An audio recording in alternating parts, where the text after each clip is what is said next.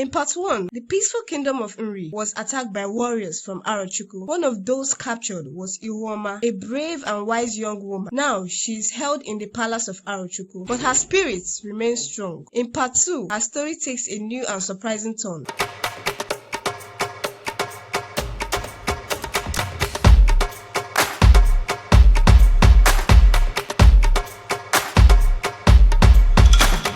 It was a quiet night in the Arochukwu kingdom, but Ihuoma couldn't sleep. Weeks ago, rough men from this place had stormed her home in Nri. She could still hear the screams, moms yelling for their kids, the bang of weapons as the raiders grabbed people and stuff. They took her too, pulling her away from everything she loved. Now she was stuck here, far from Nri's green hills and friendly faces. The huge palace with its tall walls and shiny floors was her new home, but she wasn't a guest. She was a maid, forced to work very hard every day. Ihuoma wasn't the only one. Other young people from Nri were here too. The girls like her cleaned and cooked, while the boys got turned into soldiers or sold off to rich folks like they were bags of yam. The palace never stopped moving. Nobles talked loud, dishes clinked, and kids ran around, acting important. Ihuoma worked from the moment the sun came up until it went down. Her hands, hot from scrubbing, and her back was sore from bending over all the time. Even the noble kids, tiny as they were, expected her to bow. Back in Nri, she carried water and worked the fields. This was just more of that. What kept her up at night wasn't the work though. It was the worry. What happened to her friends who got sold? Were they okay? And her family in Nri, were they safe?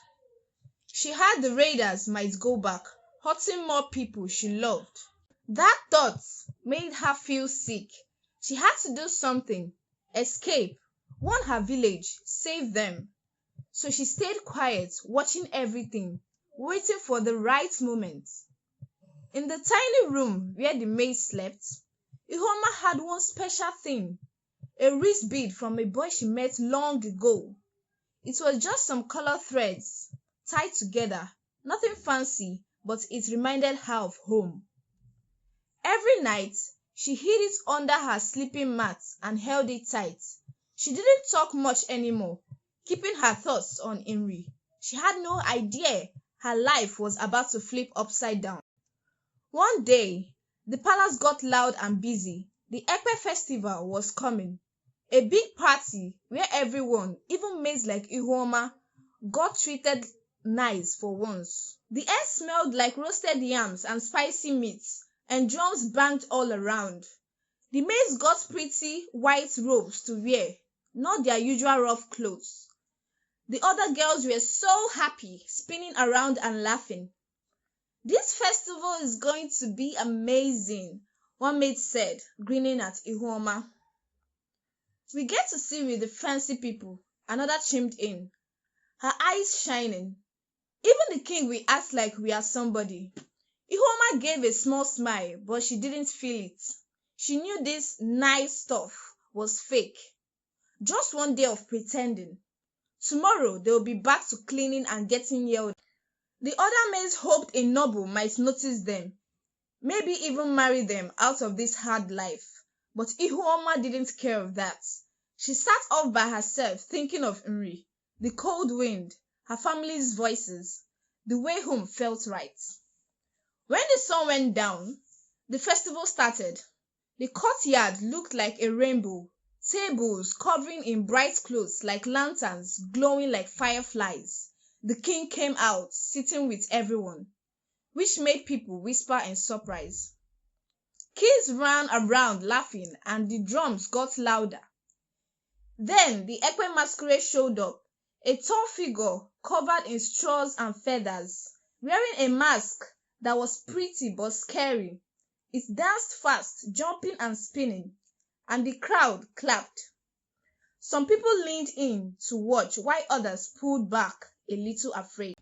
Pretty girls got called to dance in front of the masquerade, moving smooth like a river. Ihuoma saw her chance to get away from the noise.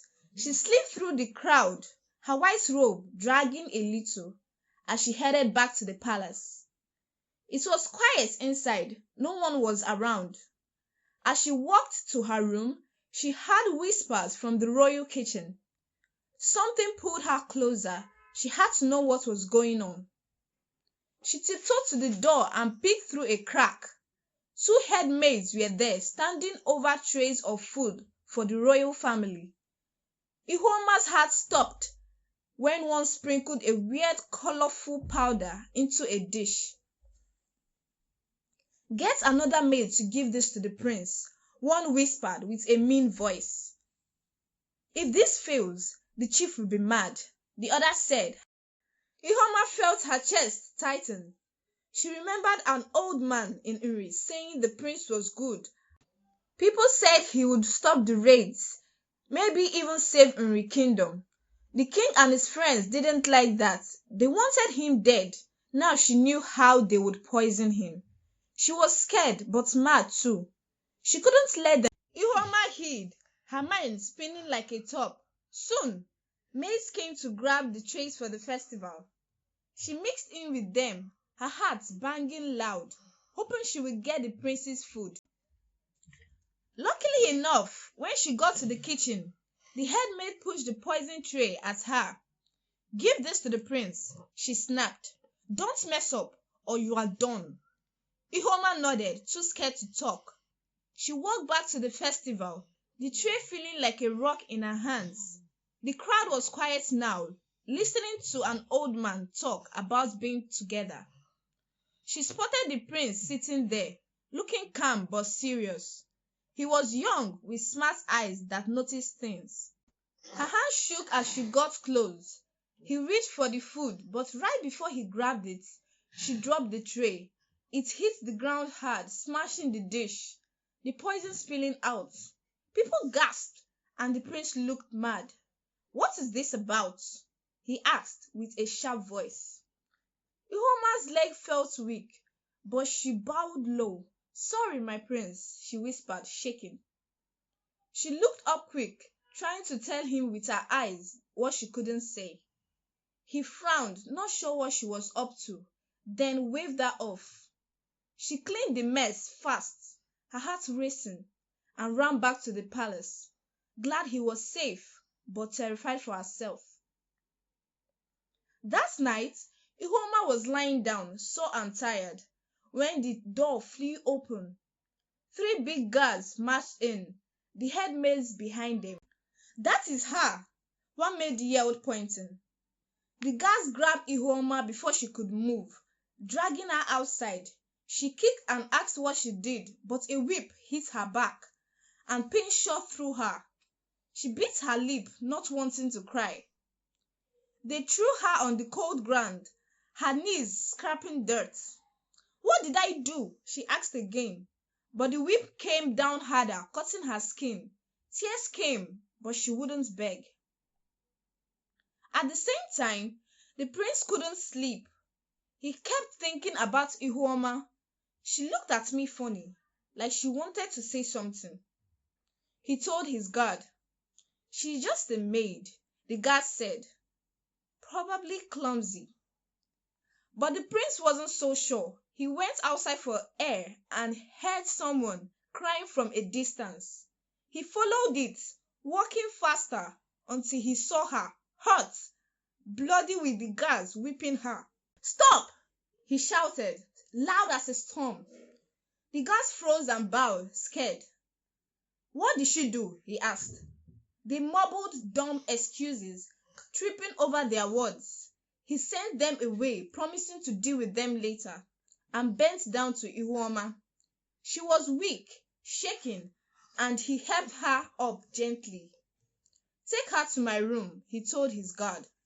"Get maids to fix her up." In his room, the maids washed her cuts and rubbed her back. The prince watched, worried. He couldn't send her back to the maid's room, not now. "Make her a bed here," he said. "She stays by my feet tonight." Ihuoma was too tired to argue. She took off her wrist bead, hid it under the mat, and fell asleep, feeling safe for once. Next morning, Ihuoma woke up late, the sun already bright. Her clean robe was folded by her. She got dressed, still hurting, and rolled up her mat. Then she saw it, under the prince's bed, a wrist bead, just like her. She grabbed it, shocked, just as he walked. "What are you doing?" he asked, surprised. His guard glared. "You are stealing from the prince after he helped you?" "No," Ihuoma said, showing her bead. "It's the same as mine." The prince's eyes got big. He set the guard out and stepped closer. "What is your name?" he asked softly. "Ihuoma from Nri," she said. She told him everything, how she got taken, how she missed home. He smiled a little. "We've met before," he said. "I was that boy you helped years ago. Now you saved me again." Ihuoma's heart jumped. That boy from way back was the prince? Life was wild. After that, the prince made Ihuoma his personal maid. She stayed with him all the time, fixing his bath, picking his clothes, making his food. He didn't trust anyone else to cook, and people started talking. "She has got him under a spell," some said. Ihuoma didn't care about the gossip. She wanted to keep him safe and help Nri. One night, while pouring his bath water, he asked, "Why did you save me?" "You are good," she said. "Not like your dad. You make peace." He sighed. "I want that, but my dad wants power."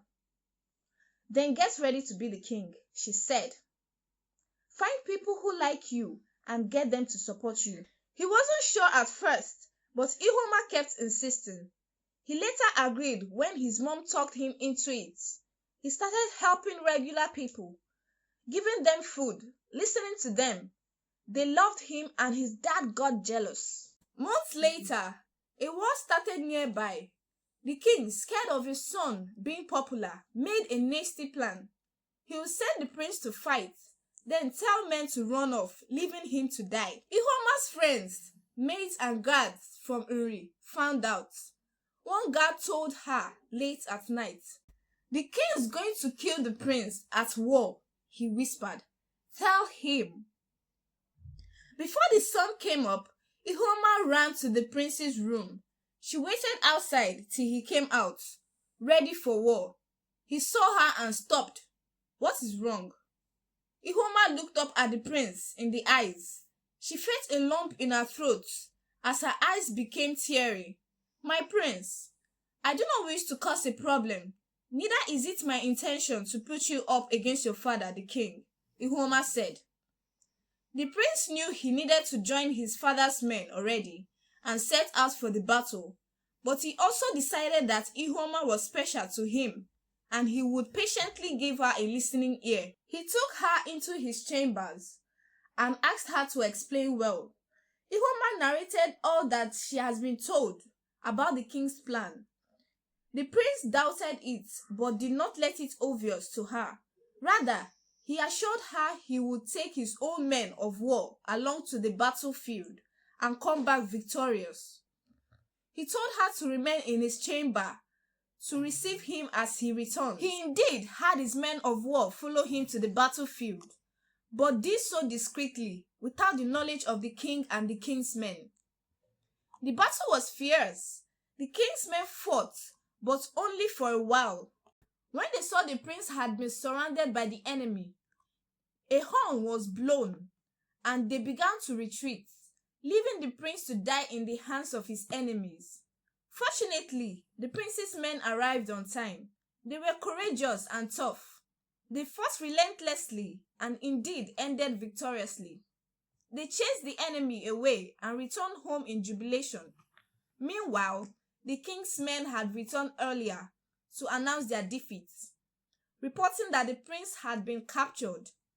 The prince was thrown into bitterness. The queen was weeping. Ihuoma felt all hope was lost, but everyone was shocked when the prince returned with his men in jubilation. People of Arochukwu trooped into the palace to celebrate as the news began to spread like wildfire. Afterwards, the prince had a meeting with the council of elders to judge the king's deceit. Although the king tried to deny his misdeeds, But there was no way he could explain why his men behaved the way they did, if not that they were following his orders. The prince, with the support of the good elders in the council, forced the king to step down. The king had no choice but to upglide because further investigation could land him in more trouble. The prince honored Ihuoma by declaring her a noble in the royal court, relieving her of her duties as a palace maid. Immediately after the king was dethroned, preparations to enthrone the prince began. One of the requirements to crowning him king was marriage. You need a queen to rule effectively, the elders had said. The same day, the prince invited Ihuoma for a ride to the most beautiful places in the kingdom, which Ihuoma accepted wholeheartedly. They rode on royal horses, talked about so many things, and decided to rest at a peaceful brook. I want to make you my queen, the prince finally said to her. His tone was calm, his voice was firm, and he didn't mince words. It would be an honor, Ihuoma replied with a bright smile, but promise me that during our reign, there would be peace between our kingdoms, Nri and Arochukwu. I would do anything to please you, the prince responded. Ihuoma knew she may face opposition to becoming the queen, as she was not a native of Arochukwu and was even formally a maid, but decided that as long as the prince was willing to stand for her, she would stand with him. Meanwhile, she dreamt of visiting home again.